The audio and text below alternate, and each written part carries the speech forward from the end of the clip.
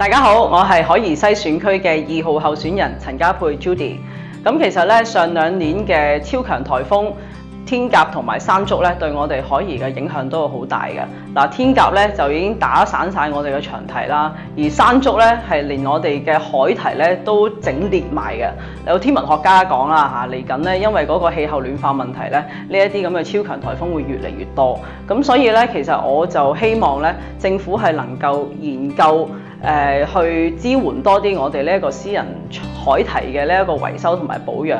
事關咧呢一個海堤嘅工程咧，其實咧係唔係普通起樓咁簡單嘅，即係好似係起橋嘅一啲基建工程嚟嘅。我諗如果真係要做得好好咧，係可以係一個天文數字，因為單係我哋打完嗰個山竹之後咧，我哋管理費咧亦都係用咗成超過100萬去請一個顧問去問佢哋攞意見啫，都仲未計維修費。咁所以既然政府咧係有錢係俾一啲私人業主去做佢哋嘅大維修，我覺得我哋嘅私人海堤咧其實都係關乎到公眾嘅安全，同埋咧我哋其實好多小業主咧都會好擔心係無端端孭咗一個好重嘅飛，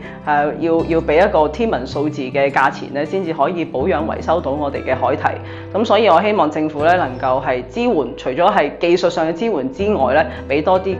經濟上嘅支援我哋嘅小業主，係免得我哋咧承受太大嘅呢個負擔嘅。希望大家亦都支持我呢一個政綱，喺11月24號投我2號陳家珮一票。多謝。